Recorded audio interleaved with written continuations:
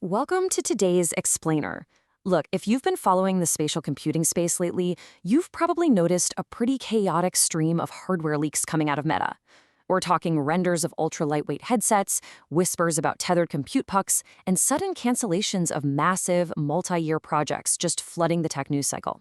Now, while Meta hasn't officially announced the Quest 4 yet, these signals are painting a totally fascinating picture of where they're headed. So today, we're going to cut right through that noise. We're taking a precise, analytical look at what these leaks actually tell us about the future of Meta's hardware, and more importantly, what it all means for you if you're a Quest 3 standalone user today. Okay, let's dive into this with some hard evidence. When rumors were flowing around that the Quest 4 was just entirely canceled, Meta's chief technology officer Andrew Bosworth actually stepped in with this exact quote. He confirmed that development absolutely hasn't stopped. Instead, it's radically pivoted. The internal changes he's mentioning here actually point to a complete restructuring of Reality Labs' entire roadmap. They aren't just making a slightly better Quest 3 anymore. They are fundamentally rethinking the architecture of what a mixed reality headset should be. To break this all down today, we're going to quickly cover 4 things: what the leaks show, why compute pucks actually matter, the timelines and competition, and finally, your upgrade calculus. All right, let's kick things off with Section 1, what the leaks show. The biggest revelation from all these recent supply chain whispers and credible outlet renders is that the original Quest 4 roadmap, which was internally codenamed Pismo, was just completely scrapped. Meta basically realized that a single device just couldn't serve 2 vastly different audiences anymore. So what did they do? They split the roadmap into 2 totally distinct product lines. On one side, we have the forecasted Project Phoenix, or Puffin, which is this ultralight mixed reality headset that uses a tethered compute puck, really aimed at productivity and media consumption.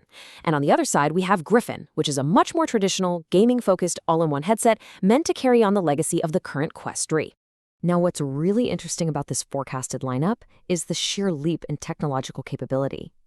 If we compare the current Quest 3 to these rumored next-generation devices, we're seeing a massive jump from standard LCD to stunning 4K micro-OLED displays per eye. That's going to provide incredible contrast and clarity. The processing power also steps up significantly to the forecasted Snapdragon XR2 Gen 3. But look at those bottom 2 categories. Eye and face tracking are finally expected to be included as standard, which is absolutely crucial for both social presence and foveated rendering. That's where the headset smartly focuses processing power only exactly where your eyes are looking. And most staggeringly, the form factor of that Phoenix project reportedly drops from a 515-gram brick on your face down to roughly 110 grams. Moving right along to Section 2, why a compute puck actually matters. 110 grams. I really want that number to just sink in for a second. That is practically the weight of a heavy pair of sunglasses. This extreme weight reduction potential for the rumored Project Phoenix headset is literally the holy grail of spatial computing right now. But the thing is, it is a physical impossibility with current technology unless you rip the heaviest components, namely the battery and the main processor, completely off the user's face. Because think about the specifics, physics, and engineering trade-offs at play here. With traditional in-headset processing, you are basically strapping a mobile phone and a dense battery right to your forehead. That means heavy front weight, trapped heat near your skin, and inevitable neck strain if you're working or gaming for hours.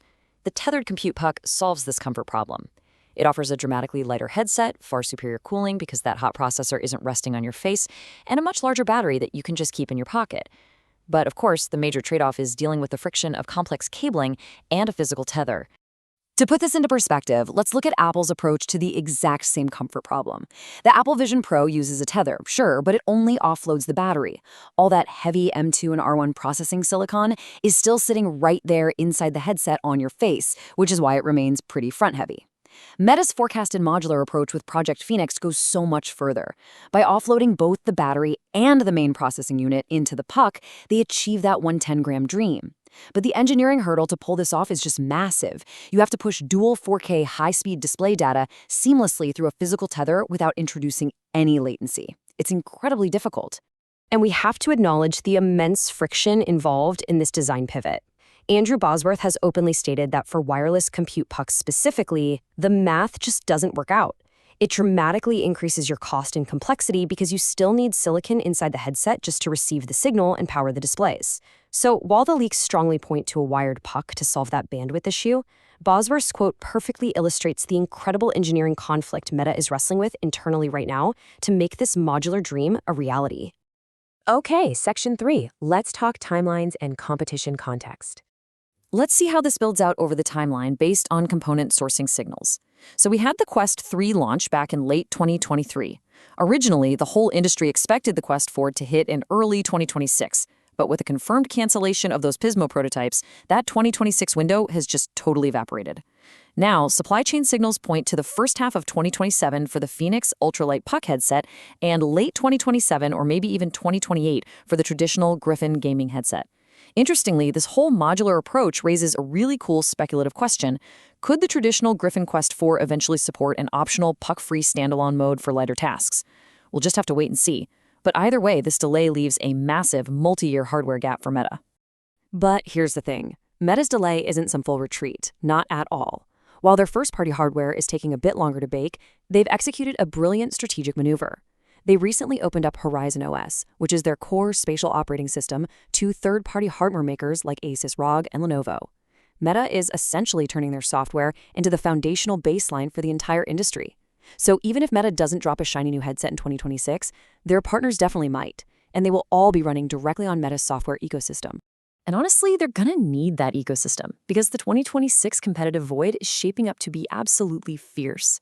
Valve is heavily rumored to be dropping their Steam Frame standalone architecture, changing the whole landscape. We know Samsung and Google are collaborating on a premium Android XR headset. Plus, Apple is reportedly prepping a cheaper Vision Air and an M5 chip refresh. Meta's entire defense in 2026 relies purely on the current Quest 3 and the budget Quest 3S holding the line against this tidal wave of next-generation tech. Pushing their own hardware to 2027 is a very, very high-stakes gamble.